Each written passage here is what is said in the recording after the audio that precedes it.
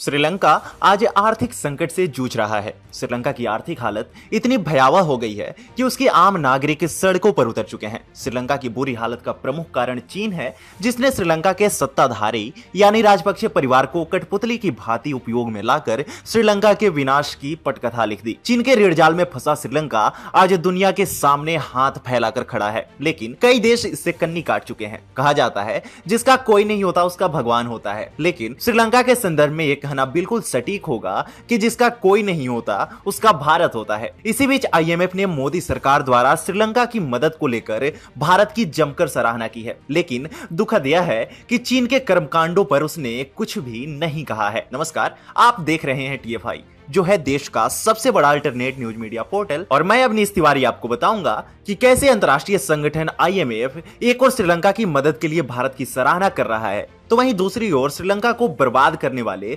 चीन के लिए उसके मुंह से आवाज तक नहीं निकल रही। दरअसल श्रीलंका के लिए भारत आज संकट मोचक बनकर उभरा है। श्रीलंका अपने सबसे खराब आर्थिक संकट से गुजर रहा है। बिजली कटौती दिन का क्रम बन गई है और देश ईंधन, भोजन और दवाइयों सहित आवश्यक आपूर्ति की भारी कमी से जूझ रहा है। भारत की वित्त मंत्री निर्मला सीतारमण ने हाल ही में श्रीलंका को नई दिल्ली से हर संभव मदद का आश्वासन दिया। भारत पहले ही 1.5 बिलियन डॉलर से अधिक की वित्तीय सहायता दे चुका है, जिसमें पड़ोसी देश को अपनी बड़ी चुनौतियों से निपटने में मदद के लिए ईंधन, भोजन और दवाएं खरीदने के लिए 2 लाइन ऑफ क्रेडिट भी शामिल है। अब आईएमएफ भारत की दरियादिली का प्रशंसक बन चुका है और भारत की उदारता की भावना के लिए उसकी जमकर तारीफ कर रहा है। अंतर्राष्ट्रीय मुद्रा कोष की प्रबंध निदेशक क्रिस्टालिना जॉर्जीवा ने सोमवार को श्रीलंका के आर्थिक संकट से निपटने में भारत की मदद की सराहना की। भारत द्वारा श्रीलंका को जबरदस्त मदद देने की पृष्ठभूमि में आईएमएफ प्रमुख ने कोलंबो को अपनी तरफ से भी हर संभव मदद का आश्वासन दिया। जॉर्जीवा ने भारत को कोविड-19 के प्रसार को नियंत्रित करने के लिए सफल टीकाकरण कार्यक्रम के लिए भी बधाई दी। उन्होंने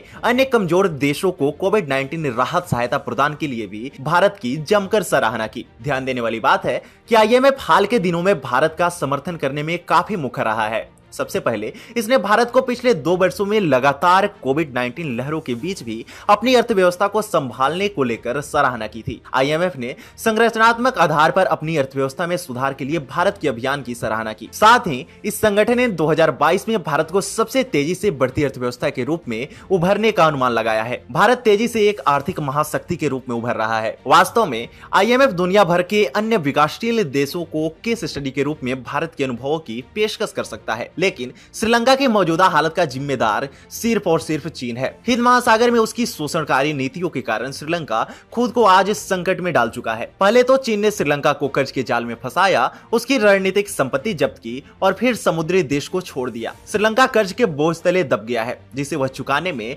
लगभग असमर्थ है। श्रीलंका पर 45 अरब डॉलर से अधिक का विदेशी कर्ज है, जो उसके नॉमिनल जीडीपी का लगभग 60% है। पिछले दशक में चीन ने श्रीलंका को सड़कों, एक हवाई अड्डे और बंदरगाहों सहित परियोजनाओं के लिए 5 बिलियन डॉलर से अधिक उधार दिया है। ऐसे में इसी वर्ष यानी 2022 में श्रीलंका को लगभग 4.5 बिलियन डॉलर का कर्ज चुकाना होगा। लेकिन एक तरफ जहां आईएमएफ ने विशेष रूप से श्रीलंका की मदद के लिए भारत की सराहना की है, तो वहीं इसे तबाह करने में महत्वपूर्ण भूमिका निभाने वाले चीन की निंदा तक नहीं की है। आईएमएफ को चीन को फटकारना चाहिए था, जिसने आज श्रीलंका को इस स्थिति में लाकर खड़ा कर दिया है। इसके बजाय यह संस्था इस मुद्दे पर चुप्पी साधे हुए है और इस प्रकार चीन को दुनिया भर में अपनी डेब्ट ट्रैप नीतियों को आगे बढ़ाने के लिए प्रेरित कर रही है। यह आईएमएफ के लिए एक मिसाल कायम करने का मौका था। यह अंतर्राष्ट्रीय संस्था भारत की तारीफों की बौछार कर रही है, पर वह चीन की शोषणकारी आर्थिक नीतियों के खिलाफ बोलने से बच रही है। अगर आईएमएफ अपनी वैधता बरकरार रखना चाहता है